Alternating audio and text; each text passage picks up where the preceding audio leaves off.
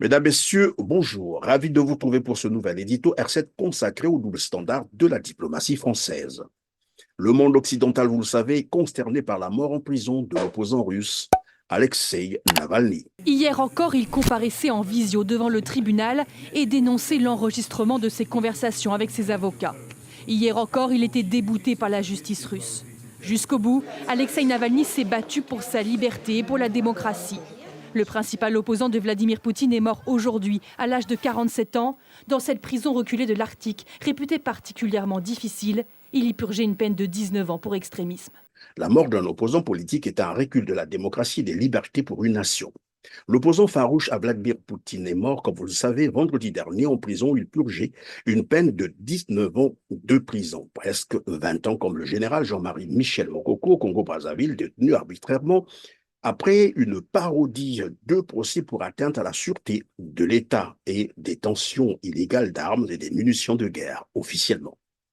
Mais en réalité, tous les Congolais savent ou presque que c'est pour avoir contesté les résultats truqués de la présidentielle de mars 2016 par le tyran Denis Sassou Nguesso.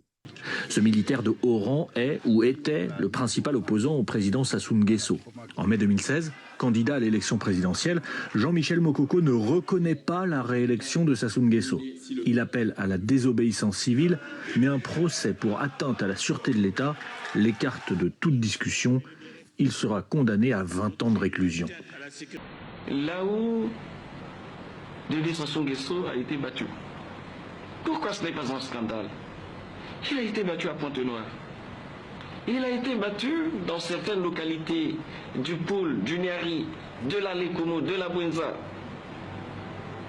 Et comme il a été battu dans certaines circonscriptions de Brazzaville, là où il est battu, le résultat est objectif. Plusieurs autres prisonniers politiques arrêtés dans la même période croupissent encore en prison, voici 8 ans passés, à l'instar du député André Okombi Salissa, lui aussi, curieusement, ancien candidat à cette même élection. Après donc une tentative d'empoisonnement de l'opposant russe Navalny, il sera évacué dans le coma à Berlin où il va suivre ses soins hospitaliers. Malgré la quasi-certitude d'être arrêté, l'opposant russe décide tout de même de rentrer en Russie le 17 janvier 2021 après 5 mois de convalescence à Berlin. À son atterrissage devant les médias du monde entier, l'opposant russe est interpellé au contrôle des passeports. Le lendemain, il est incarcéré au terme d'une audience expéditive. Il décède le 16 février 2024 au centre pénitentiaire du Car, dans des circonstances non encore élucidées. Elle a perdu stratégiquement enfin parce qu'elle met au goulag ses esprits libres, qu'elle les y condamne à mort, à l'instar de M. Navalny, dont je salue la mémoire et l'engagement. Et je pense ce soir à son épouse, à sa famille, lui qui dément le déclin du courage contre lequel nous mettait si justement en garde Solzhenitsyn. Oui, la mort de M. Navalny dit la faiblesse du Kremlin et la peur de tout opposant. Une compassion qui fait malheureusement défaut lorsqu'il s'agit des Africains en général, des Congolais en particulier. Devrait-on rappeler ici la mort suspecte d'un opposant congolais, Guy Brice Parfait Kolela, le 21 mars 2021, jour de l'élection présidentielle au Congo-Brazzaville. Assassinat présumé d'un opposant par le régime totalitaire de Brazzaville, passé inaperçu à l'Élysée. Le rival du président Denis Sassou Nguesso à la présidentielle de dimanche est mort lors de son évacuation sanitaire vers la France, quelques heures après la clôture du scrutin. Il est décédé dans l'avion médicalisé qui était venu le chercher à Brazzaville dimanche après-midi, a annoncé son directeur de campagne. À quelques heures du scrutin, il avait publié cette vidéo.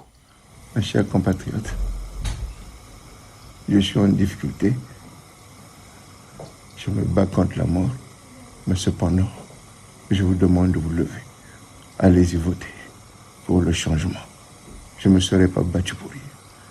Au Congo-Brazzaville, ancienne colonie française, partenaire socio-économique et culturel de la France, croupissent encore en prison, nous l'avons relevé, de nombreux opposants politiques. À l'instar du général Jean-Marie Michel Mokoko a rappelé, lui, Aliot, maire de Perpignan sur le plateau de TF1. Faudrait-il qu'il meure aussi en prison pour faire le médecin après la mort? S'est interrogé Louis Alliott. Alors ouais, moi je pose une question parce que j'ai toujours été... Nous avons un prisonnier politique au Congo qui s'appelle le général Mokoko. La France couvre cela. On va attendre qu'il meure comme un Navalny?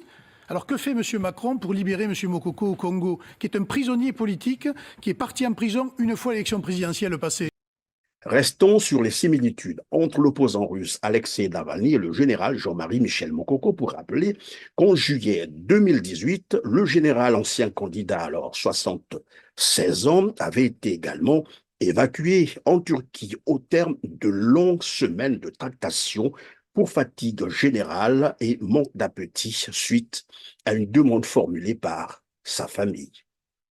Le moins qu'on puisse dire, c'est que Paris connaît très bien le dossier du prisonnier politique congolais, ancien candidat à la présidentielle de mars 2016, le général Jean-Marie Michel Mokoko, pour y avoir envoyé des émissaires au début de la crise. L'opposant congolais, alors assiégé à résidence, avait reçu la visite successive de deux Français, un proche conseiller du tyran Denis Sassou Nguesso, diplomate de l'ombre, le sulfureux Jean-Yves Olivier et l'ambassadeur de France au Congo, alors qu'il est en fin de mission, mais prolongé pour la circonstance, Jean-Pierre Vidon.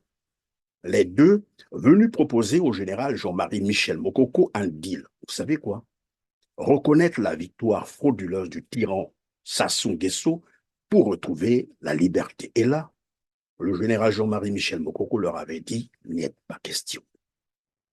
Voilà qui semble conforter également la thèse selon laquelle l'arrestation et le maintien du général Jean-Marie Michel Mokoko en prison aurait été également décidé à Paris pour permettre à son candidat Denis Sassou Nguesso, qui remplit bien la mission de défendre les intérêts français, même en violation des droits de l'homme, de remplir au pouvoir contre la volonté de la quasi-majorité des Congolais qui s'étaient prononcés en mars 2016 pour le général Jean-Marie Michel Mokoko. Qu'en pensez-vous? Faites-le nous savoir en commentaire après avoir liké en cliquant sur le petit pouce en l'air juste en bas de cette vidéo et après avoir partagé massivement cet édito TNR TV R7. En tout cas, merci de nous avoir suivis. On se dit au revoir et à très bientôt.